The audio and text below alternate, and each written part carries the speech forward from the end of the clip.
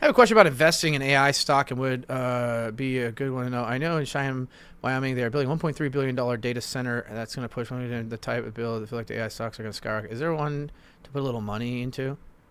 Again, you know, it depends on a lot of pushback right now. A lot of these data centers are getting canceled or getting delayed because people are starting to understand what it's going to do to their electricity bill and their environment.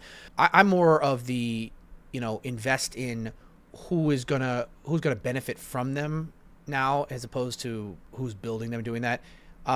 It's too many unknowns right now. Everyone's trying to guess where the next thing is. I think Oracle's one I'm doing for the data centers, but that's also because they're also taking over TikTok and they're trying to get. They already have the news channels with CNN and stuff like that. With TikTok, they're trying to get Warner Brothers that has CNN and stuff like that, and they're going to have AI and data center stuff like that. So that's a huge one. Obviously, there's who's going to power them. As of right now, it looks like small modular reactors are. I'm in NNE. We've played NNE and Oklo and SMR before. Also, Mir is a new player there.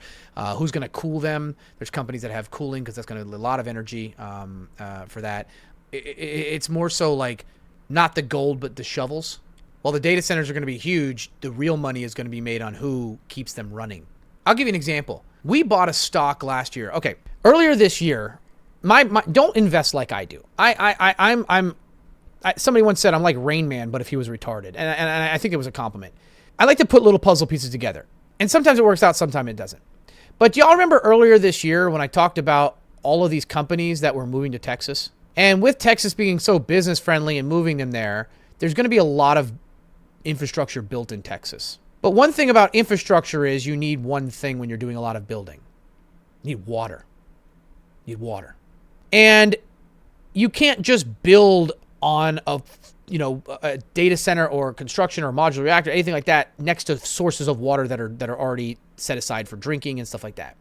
So you're going to have to create places for water, whether it's dredging, whether it's creating a new tributary, a lake, or whatever. So we got into a stock. Do y'all remember that stock? The stock that had a contract for dredging, $183 million in Texas.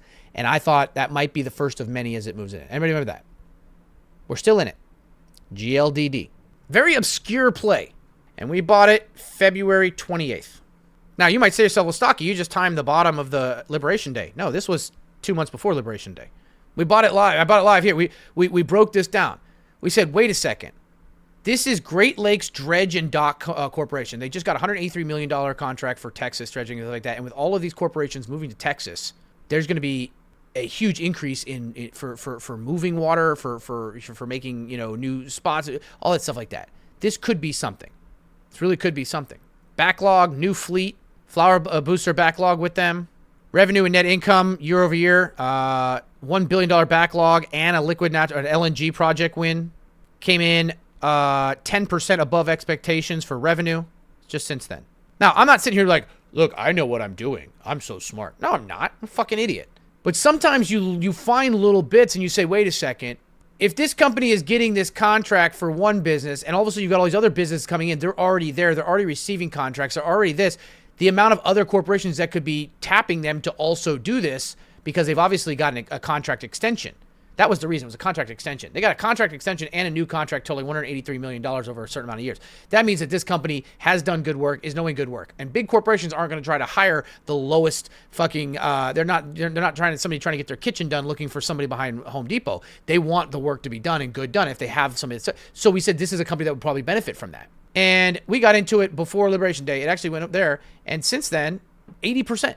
Who the fuck would have thought a small dredging company would be up 80% this year? This is higher than tech stocks. So sometimes it works out for you. So when I look at like, how do I invest in something? It's not necessarily the thing. It's who's gonna make money off of this thing. Because here's the thing. Is it going to be Google, Oracle, NVIDIA? Is it going to be OpenAI? They're all different reasons. Every day it's changing and stuff like that. But it doesn't matter who reaches the top. I don't have to guess who the winner is. I have to guess who's going to support whoever the fuck the winner is. Whoever the fuck the winner is, they're going to need energy. They're going to need, they're going to need cooling. They're going to need leasing. They're going to need power grids. They're going to need, services. Who is going to provide that? That's what I look for. Now, I'm going to invest in large cap stocks that are going to take advantage of this. But for me, I'm trying to find out who is going to be the one selling the shovels. Sure, all these people are mining for gold, and one of them is going to be the winner. Someone's going to find the mother lode. But let me invest in whoever's selling shovels to all of them. Yeah, I'm not going to make as much money as if I bet on the guy who finds all the gold, but I don't have to worry about finding that. You know what I mean?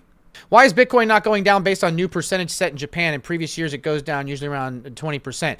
Well, I mean, I can't answer that, but my guess would be the same reason. We made two predictions on Tuesday. One is that Wednesday. Trump's speech after hours was not going to mention Venezuela. We literally said, I wouldn't be surprised if he doesn't even fucking bring it up. Everybody's going to think that it's doing this. Everyone's selling off. Then after hours, we find out that he doesn't say it and fucking the market moons the next day. That's what I said. And I took positions that day. I wasn't so sure that I took fucking 0-day SPY calls, but that was kind of what we did. Because, it makes sense with him, especially when, remember we said if it's after 8 p.m., it's not as bad as everybody thinks. And we said that the Bank of Japan is probably going to do their 25 basis point increase, but it's not going to be as big because, number one, we already had a carry trade scare last year in October. So we've already got the reverse carry trade unraveling scare out of the way. We know Japan is not going to dump our treasuries because they need to own our debt because it gives them the only way that they can have a place at the table. It's about influence. If they do a 25 basis point, everyone's already expecting it. It's already priced in. And the fact that they just had a net export balance to the upside, their trade balance is huge right now. They're not in any kind of like rush to do like hinting at another rate cut or rate increase soon. So it's kind of a dovish rate increase. Take those into effect. It's like, all right, bro, they did what we thought they were going to do. But they didn't signal that they were going to go more hawkish. It was a very dovish rate increase. This is only their third. They're at 0.75%, which is the highest they've been at in 30 years.